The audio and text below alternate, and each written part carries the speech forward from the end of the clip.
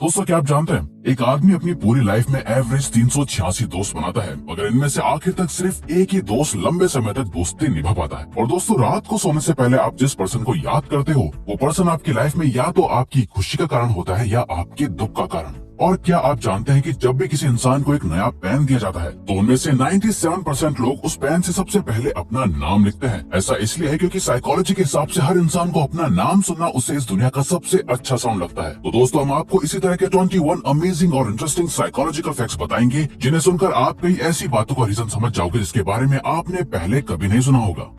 Number 21, अगर आप चाहते हो कि कोई आपके सामने झूठ ना बोले तो आपको बस इतना करना है कि जब भी आप उस पर्सन से बात कर रहे हो तो उनकी आंखों में देखने के बजाय आपको उनके माथे के बीचों बीच देखना चाहिए। इससे वो अपना थोड़ा बहुत कॉन्फिडेंस खोने लगेंगे और उन्हें लगेगा कि वो अगर झूठ बोलेंगे तो वो पकड़े जाएंगे, और ऐसे में वो झूठ बोलने से रुक जाते हैं, इसलिए इसके चांसेस कम हो जाएंगे कि वो आपके सामने झूठ भी बोल पाए। नंबर 21, आपने कभी इस बात पर ध्यान दिया है कि जब कोई आपको इग्नोर करता है तब आप उस इंसान पर और ज्यादा ध्यान देने लग जाते हो, आपका सारा अटेंशन उसी पर रहता है। ऐसा क्यों होता है कि हम उसी चीज को चाहते हैं जिसे पा नहीं सकते? इसका एक साइकोलॉजिकल रीजन ये है कि हमारा ब्रेन अनफ्रेंडलीनेस को एक चैलेंज या गोल की तरह देखता है। आप उन लोगों के लिए इतने ऑब्सेस्ड रहते हो क्योंकि आपका ब्रेन उस इग्नोरेंस को एक चैलेंज की तरह देखता है जिसे आप अकम्प्लिश करना चाहते हो, जैसे किसी मैथ प्रॉब्लम की तरह। नंबर 19, आजकल psychological disorders like stress, anxiety, depression etcetera बहुत ज्यादा कॉमन होते जा रहे हैं। अर्ली 20s में की गई एक रिसर्च के अकॉर्डिंग स्टूडेंट्स का एंजाइटी लेवल इतना ज्यादा होता है जितना कि एक 90s-50s के साइकेट्रिक पेशेंट का। और अगर आज के टाइम पे ये स्टडी अब दोबारा की जाए तो एक एवरेज स्टूडेंट का एंजाइटी लेवल किसी साइकेट्रिक पेशेंट से भी ज्यादा होगा।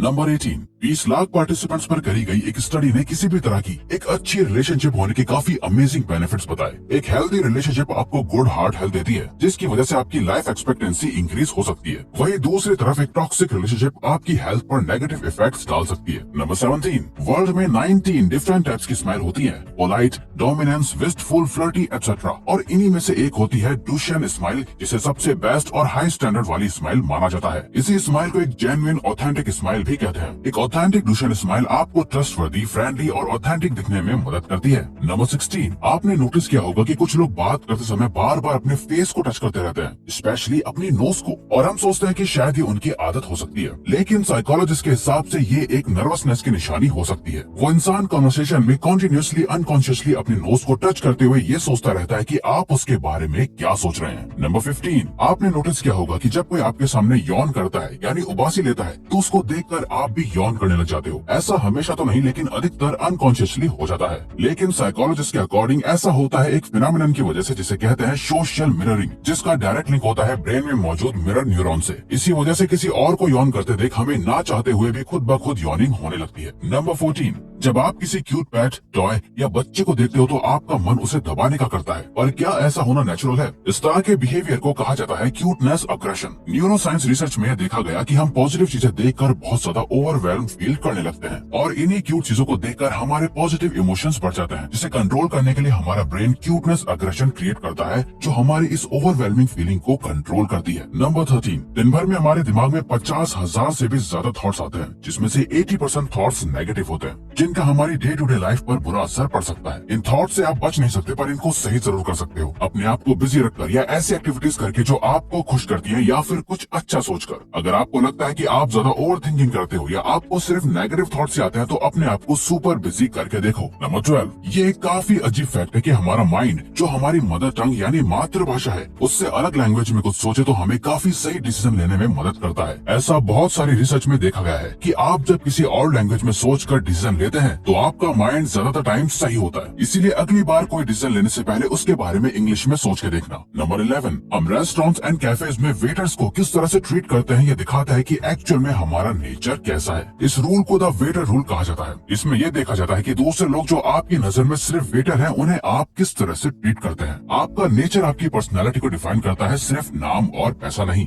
नंबर 10, ऐसी चीजें करना जिनसे आपको सबसे ज्यादा डर लगता है वही आपको सबसे ज्यादा खुश रखती है। आप जब भी कोई ऐसी चीज करते हैं जिसमें थोड़ा रिस्क का डर होता है तो उसको करने के बाद आपको खुशी जैसा फील होता है। अब इन सब का ये मतलब नहीं कि आप खुशी पाने के लिए कोई भी गलत काम करने लग जाओ, लेकिन हाँ, कुछ रिस्की एडवेंचर्स करने का ट्राई करके आपको जो खुशी हासिल होती है उसका कोई मुकाबला नहीं होता। नंबर 9, जब किसी इंसान का कोई करीबी गुजर जाता है तो वो बहुत दुखी हो जाता है, जिसके लिए लोग उसे अक्सर यही बात समझाते नजर आएंगे कि टाइम हील्स एवरीथिंग, या वक्त के साथ सब ठीक हो जाएगा। लेकिन साइकोलॉजी के हिसाब से टाइम सब कुछ सही नहीं करता, बल्कि वो इंसान खुद उस दुख या उस लॉस के साथ जीना सीख जाता है। उसे उस दुख की आदत हो जाती है और वक्त गुजरता रहता है, जिससे ऐसा लगता है कि सब कुछ ठीक हो गया है। नंबर 8, एक इंसान बिना सोए सिर्फ 11 दिन तक ही जिंदा रह सकता है। ह्यूमन बींग्स अपनी लाइफ का 33% टाइम सोते हुए गुजार देते हैं। कुछ लोग ऐसा सोचेंगे कि ये तो बिल्कुल वेस्ट ऑफ टाइम है, क्योंकि हम सोते हुए कुछ भी हासिल नहीं कर रहे। लेकिन आपको ऐसा नहीं सोचना चाहिए, क्योंकि इसी 33% टाइम की वजह से जो हम सोकर गुजारते हैं, हमारा बाकी का 67% टाइम प्रोडक्टिव हो पाता है और आप वो सभी एक्टिविटीज कर पाते हैं जो आप अपनी डे टू डे लाइफ में करते हो। नंबर 7, साइकोलॉजी के हिसाब से जो लोग दिन भर बिजी रहकर अपना काम करते हैं और रात को कोई पार्टी या किसी भी तरह से एंजॉय करते हैं, तो उनको ज्यादा दुख नहीं होता कि उन्होंने टाइम वेस्ट किया है, बल्कि अगले दिन वो और भी मोटिवेटेड नजर आते हैं। दूसरी तरफ वो इंसान जो दिन भर अपना टाइम वेस्ट करता है, उसे दिन के एंड में बहुत गिल्टी फील होता है कि उसने पूरा दिन कुछ भी प्रोडक्टिव नहीं किया और फिर वो रिग्रेट करता है। नंबर 6,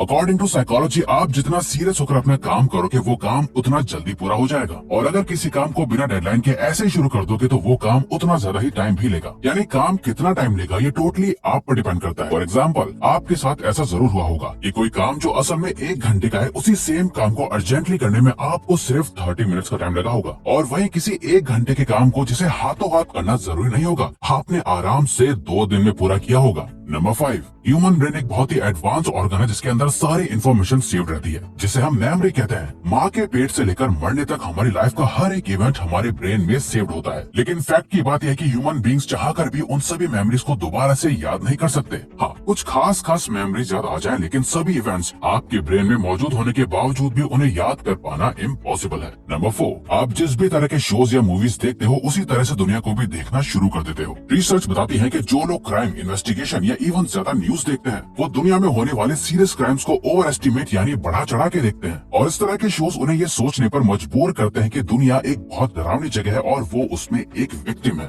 जबकि जो लोग कॉमेडी और फैंटेसी जॉनरा देखते हैं, उनकी लाइफ काफी पॉजिटिव होती है। नंबर 3, हमारी सोच और हमारे दिमाग की सोचने की एबिलिटी हमारे कल्चर पर डिपेंड करती है। सोशल साइकोलॉजिस्ट रिचर्ड निस्बेट ने अपनी book the geography of thought में बताया है कि किस तरह एशियन एंड वेस्टर्न कंट्रीज में मेंटल प्रोसेसेस अलग होते हैं, यानी दोनों कंट्रीज के cultures, philosophy, education and social structure अलग है, जस्ट बिकॉज वहाँ के लोगों को अलग अलग तरह की प्रॉब्लम्स फेस होती हैं। इसी वजह से एशियन कंट्रीज में लोगों की थिंकिंग काफी होलिस्टिक होती है और वहीं वेस्टर्न कंट्रीज की काफी एनालिटिक। नंबर 2, हमें ऐसा लगता है कि हम अपना हर डिसीजन काफी सोच समझ कर लेते हैं, लेकिन साइकोलॉजी के हिसाब से हम अपने ज्यादातर डिसीजंस अनकॉन्शियसली लेते हैं। फॉर एग्जांपल, अगर आप कोई मोबाइल लेने चाहते हो तो आप अपना बजट और ब्रांड कॉन्शियसली ध्यान में रखकर फोन चूज करते हो, लेकिन अनकॉन्शियसली आपका माइंड आपको ट्रेंड और मोबाइल के और फीचर्स की तरफ भी आकर्षित करता है, जिससे आपका डिसीजन अफेक्ट होता है। नंबर 1, जब भी हमें कोई रूल बहुत स्ट्रिक्ट लगता है या हमें ऐसा लगता है कि हमसे हमारी फ्रीडम छीनी जा रही है, तो हम में से अधिकतर लोगों का मन सिर्फ उस एक रूल को नहीं बल्कि हर रूल को तोड़ने का करता है। साइकोलॉजिस्ट इस बिहेवियर को रिएक्टेंस कहते हैं। ये हमें बताता है कि किसी को फोर्स करके अपनी बात मनवाना कभी काम नहीं करता। हम दूसरों की बात तभी मानते हैं जब हमें लगता है कि हम वो काम अपनी मर्जी से कर रहे हैं।